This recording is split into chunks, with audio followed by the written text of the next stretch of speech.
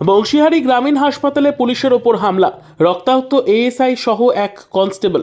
দক্ষিণ দিনাজপুর জেলার বুনিয়াদপুর পৌর শহরের বংশীহারি গ্রামীণ হাসপাতালে দাম্পত্য কলহ সমাধান করতে গিয়ে পুলিশের ওপরে হামলা, ধারালো অস্ত্র দিয়ে এলোপাথারি আঘাত করা হলো হাসপাতালে কর্তব্যরত এএসআই সহ এক কনস্টেবলকে। এএসআই এর আঘাত গুরুতর হওয়ায় কর্তব্যরত চিকিৎসক গঙ্গারামপুর হাসপাতালে রেফার করেছে ও পুলিশ কনস্টেবলের প্রাথমিক চিকিৎসা করা হয়েছে।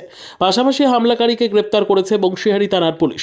পুলিশ সূত্রে জানা গেছে আহত পুলিশ অফিসারের নাম বিজয় তামাং এবং আহত পুলিশ কনস্টেবলের নাম মহিদুর মণ্ডল। স্থানীয় সূত্রে জানা যায় বংশীহারি ব্লকের শিবপুর নিবাসী বিপুল হাজরা বয়স 35 ও তার স্ত্রীর মধ্যে বচসা হয়, যার জেরে অসুস্থ হয়ে পড়ে বিপুলের স্ত্রী।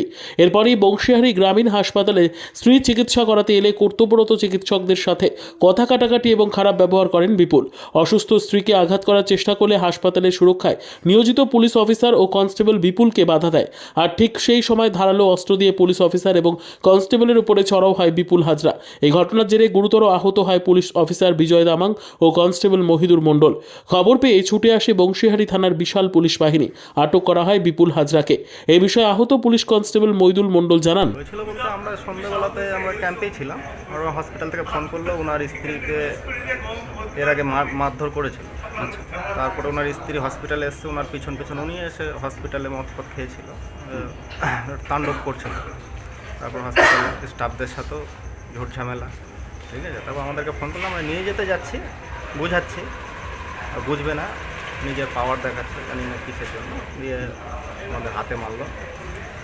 প্রথমে আমারটাই মারলো, তারপর স্যারের গাঁজা ফাজা মনে হয় কাটে কিছু একটা ছিল, কাটনি না হলে পেটে ঘুষি মারলে পেট ফাটবে না, না না। ঠিক আছে, এটাই। তাহলে স্যার আহত কি হয়েছে? আহত আমাদের স্যার আর আমি। কি নাম স্যার? স্যারের নাম বিজয় তামাং আর আমার নাম মাহিদুর মণ্ডল। স্যার আপনি কোন পোস্টে আছেন sir? Constable sir.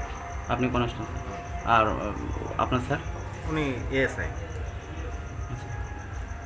Bureau report, উত্তর বাংলা সংবাদ।